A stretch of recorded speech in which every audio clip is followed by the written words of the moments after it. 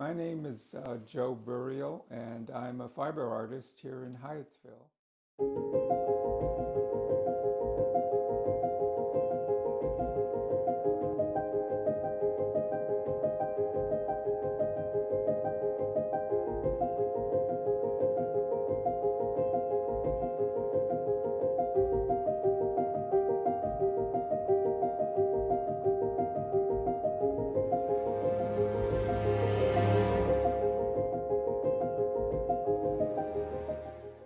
I got interested in uh, doing fiber work about almost 20 years ago, and I took classes at Springwater Fiber Workshop in Alexandria, um, and I started making scarves and placemats and coasters.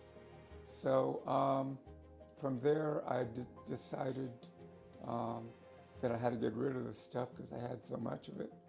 So then I started going to festivals. Um, this is some of the yarn that I use, and most of it I've gotten online mainly because I have a better selection. But I've um, bought a lot of this from Three Little Birds here in Hyattsville. They have a very good selection. Um, these are made out of different types of material. This one is cotton and something they call cupro. This one looks like it may be, this one is merino wool and nylon. This is what they call cotton chenille. It's very fluffy and it's very forgiving, so you can do a lot of different projects with these. My favorite yarn is rayon, and a lot of people think rayon is kind of chemical based, petroleum based, but it's not. It's a plant material that's been processed, such as bamboo, and you can see it's got a nice shine to it. This one is what they call slub, and that's because you have thin parts and then you have parts that are fatter.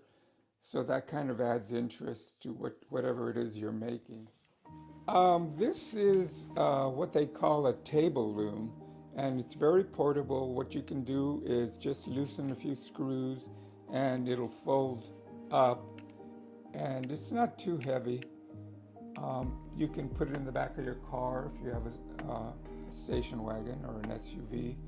And then once you get to the spot where you're going to be using it, you can just open it up again.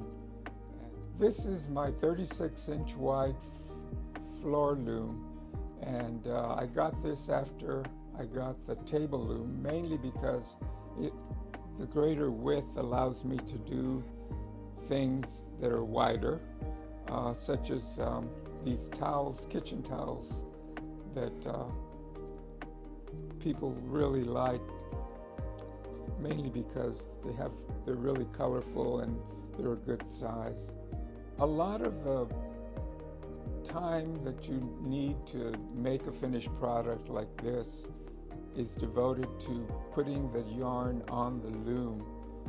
In order to do that, the first step is to determine how much yarn you're going to need, and that's important because you don't want to run out in the middle of a project.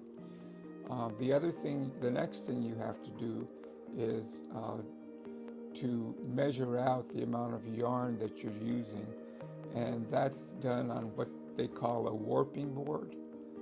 Now the warping board can come in different sizes. The one I have allows you to do like several yards of yarn onto it. Okay, what I'm going to do now is begin the weaving process, and you can't see this, but each one of these, what they call frames, is connected to pedals at the bottom of the instrument. And the patterning for the design that you end up with is determined by the sequencing of the pedals that you use. So we're going to do a pass. This is the shuttle, and what you see on the shuttle are spools of yarn. They go through the what they call the shed, and that's the opening in the yarn. And then you beat it back, and that packs it in. You go to the next treadle, which is my foot is moved over one pedal, and then you put the shuttle through again, and you pack it down. Then you do another one, same sequence, pack it down, and you do your final pass for that series, and you pack it down.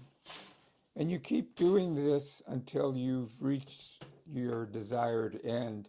Now, what I do for towels is I do 4 at a time so that I only have to dress the loom once. And then after I've finished doing the last towel, the 4th towel, then I cut it off at a designated point, and I take it off the loom. I throw it in the washing machine to do what they call a wet finish, put it in the dryer, and then I hand hem each towel. I like to do hand hemming because it gives you a neater finish for the towel.